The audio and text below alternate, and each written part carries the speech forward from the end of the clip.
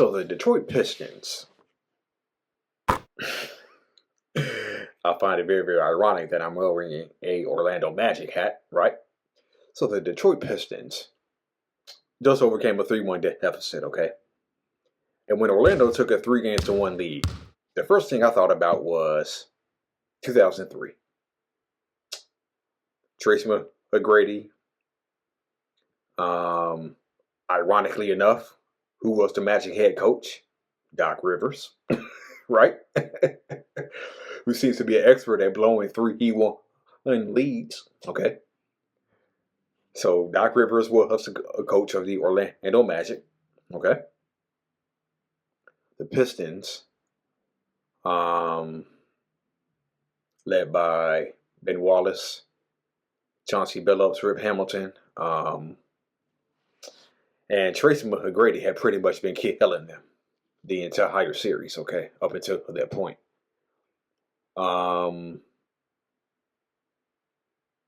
If you remember some of the highlights from that series, the dunks, the reverse layups that Tracy McGrady did, he was absolutely torching the Detroit Pistons the whole series. Okay. Then the Pistons did this. Okay. They put Tayshaun Prince on Tracy McGrady. Okay. They put Tayshaun Prince on McGrady, who was a rookie back then. Tayshaun Prince was a rookie back then. So they put Prince on McGrady. And McGrady didn't do a single thing for the rest of the series after they went up 3-1. And I think the turning point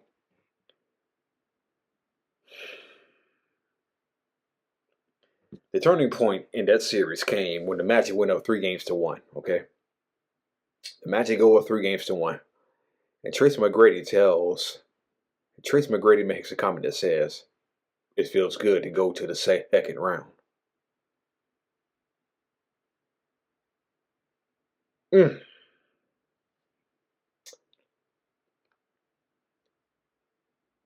know,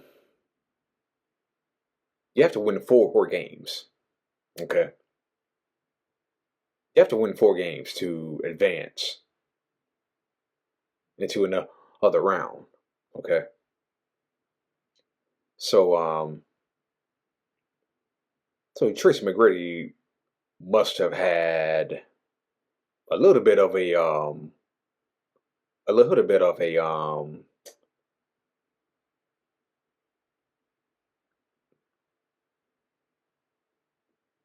now what's the word I'm looking for? What's the word I'm looking here for? Ugh. So Tracy McGrady may have had a lapse in judgment when he made that statement. It feels good to advance to the second round when you're up 3-1. Not winning the series. You're up 3-1. Okay. But the Pistons, they put Tayshaun Prince on him. Tayshaun Prince locked him down. Pistons come back, win the series. And what do you know? Let's fast forward to 2026. Magic are up 3-1. Pistons come back. And what do you know? The head coach for the Orlando Magic gets fired. Okay. And when I saw all that, first of all, when the Magic went up 3-1, I thought about 2003, and I said, I wonder if the ghost of Tracy McGrady is going to strike.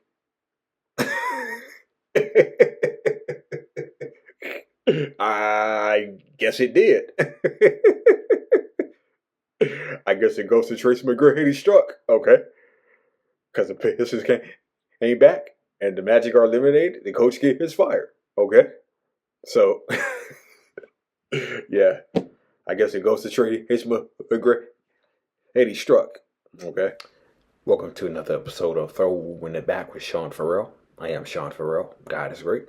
All the time. All the time, God is great. Jesus Christ died, he rose again. Let's go ahead and get into it. Okay. So, saw this article on Basketball Network where Michael Jordan said Dominique Wilkins forced him to unleash his killer instinct on the court. Okay. So the article reads, Michael Jordan entered the NBA during the league's truly golden years. The NBA was stacked with an incredible array of talent, and players competed with incredible intensity. That meant that every night was an all-out battle for MJ. In the face of such daunting opposition, Jordan never flinched and earned a reputation for never backing down from a challenge. MJ took on many future Hall of Famers, but some matchups felt more personal to him. Among his toughest rivals, one name often stood out: Dominique Wilkins of the Hawks, high flyer who could inflict as much damage on his opponent as Jordan. Of all the guys I play against, the one who definitely makes me rise to the occasion. That's something Michael Jordan actually said back in 1991 on Michael Jordan's Playground. Okay. So Jordan felt that Wilkins always brought out the best in him. Unsurprisingly, the feeling was almost mutual. We love to play against each other. It's a thrill to watch him play. When we play against each other, we have some serious battles. Michael Jordan's Playground again.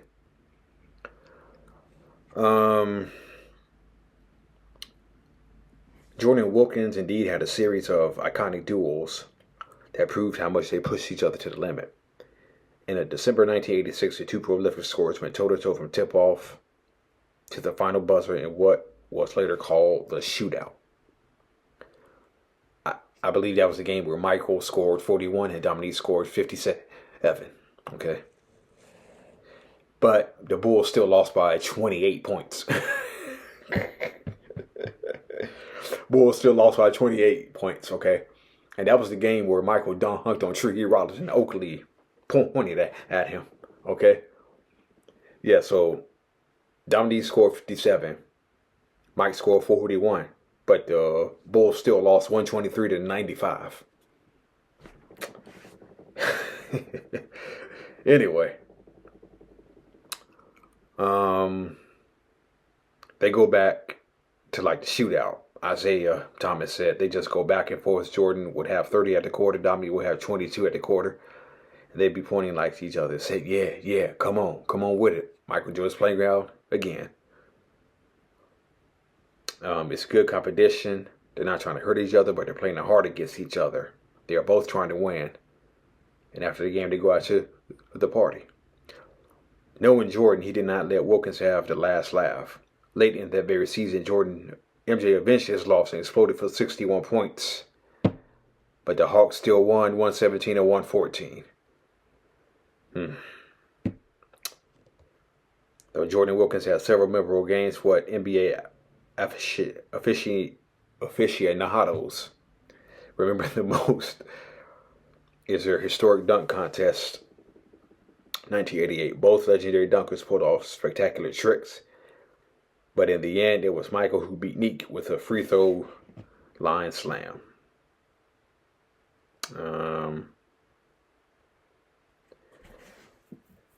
The only player MJ could not dominate.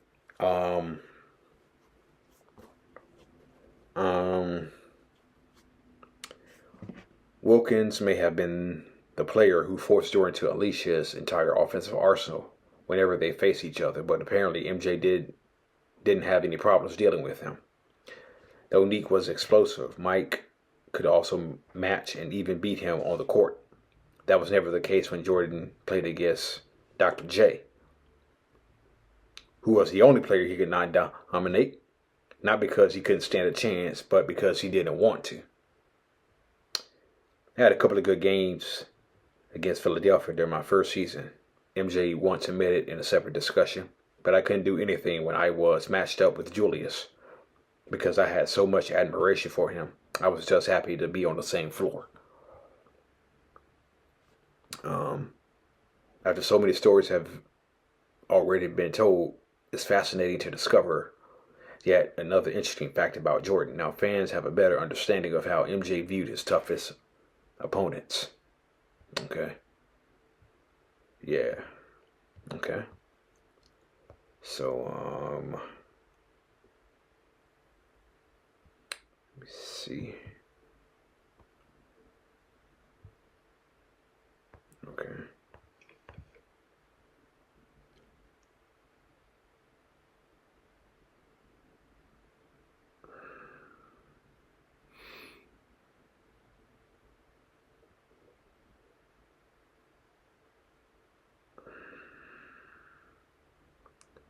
One second.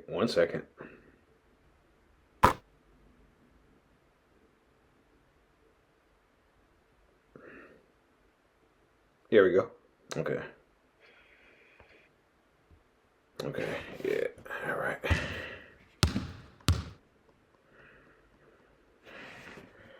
Okay. Of all the guys I play against, there's one who definitely makes me rise to the occasion. They go back to like the shootout. It's like, okay. Atlanta has the trap on right side, Paxson. Now they dish to Jordan for the dunk. Cross court to Dominique. Look out. 3 on 1. We bring it back to Jordan. No, showtime. We love to play against each other. It's a thrill to watch them play. When we play against each other, we have some serious battles.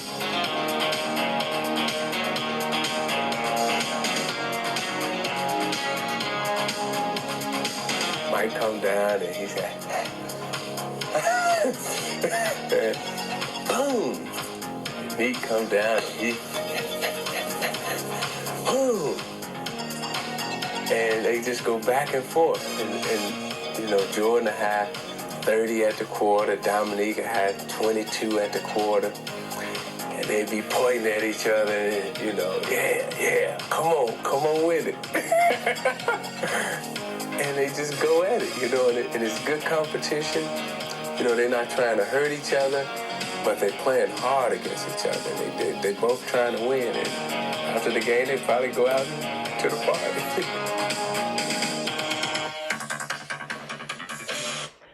Yeah. So,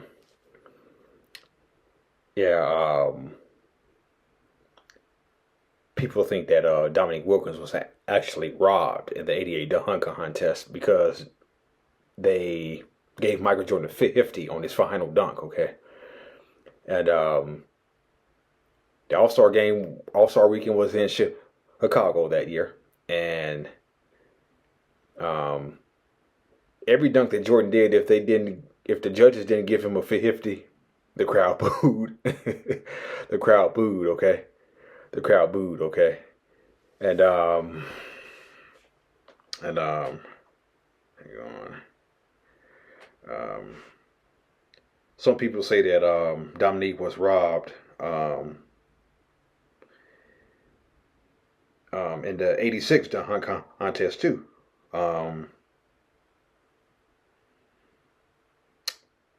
Because he went up against because in '86 he went up against Spud Webb, his teammate, okay? And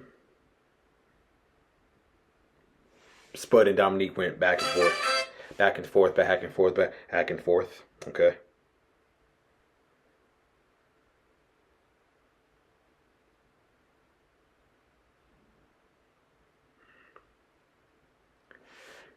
He and Spud went back and forth,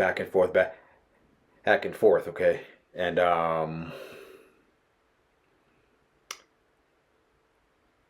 when Dominique performed his final dunk in the final round, the judges gave Dominique a 45, okay? They gave Dominique Wilkins a 45, right? If you don't believe in yourself, no one else will.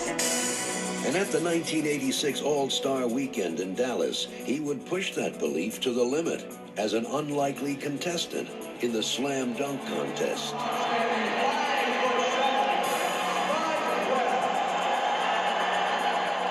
Taking center stage before the game's premier players, he would face off against the league's highest flyers.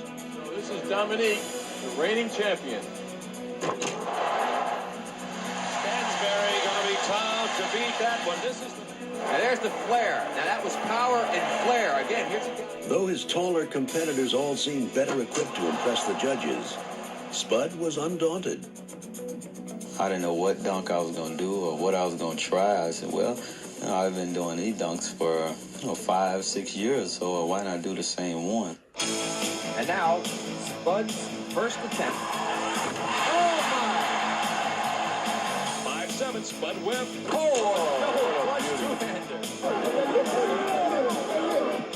what Spud comes up with. Oh, yes. Spud's unexpected brilliance electrified the crowd and captured the imagination of all those who watched him. I mean, he gets so high off the ground, it's like he's going up forever. And now his once confident opponents scrambled to keep up with him. That takes care of Gerald Wilkins, the Aruba. But in the finals, he would face his teammate and defending champion Dominique Wilkins in what seemed to be an obvious mismatch. Oh, mercy. But again, Spud would rise to the occasion. A 360 for Spud Webb. Damn, I gotta go out with something more nasty than that. Dominique. It's got to be a 50 by. He took off the... Oh, the best of the day in my view. Take that, little guy. Dunk after spectacular dunk, Spud would somehow match his superstar teammate. And Spud Webb comes through the clutch. A 50 from Spud Webb, and a deserved mark for sure. And unexpectedly, it would be Dominique who would falter first. And the judges have awarded Dominique Wilkins a 45. That's incredible. Now, alone on center stage, Spud would add a spectacular ending to one of sport's most unlikely Cinderella stories. Well, Phil, you get done, I'm leaving. High toss and lob and Rivers. Yes, come on now. Come on. Oh, my. That's the cherry on the sundae. Our new slam dunk champion was an incredible upset. Spud Webb.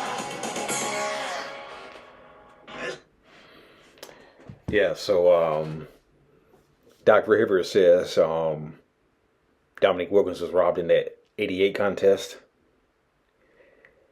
Maybe he was robbed again in the 86 contest too. So Dominique may have been cheated out of a couple of slam dunk contests there. Then again, Shawn Kemp went up against D.E. Brown in 1991, and then in 1994. So so Kemp may have been cheated out of a few, but who knows? Maybe Dominique Wilkins would have three slam dunk championships, and Michael would have only one. So, but all right, that's it, and that's all for Throwing It Back with Sean Farrell. I am out of here. God bless you all.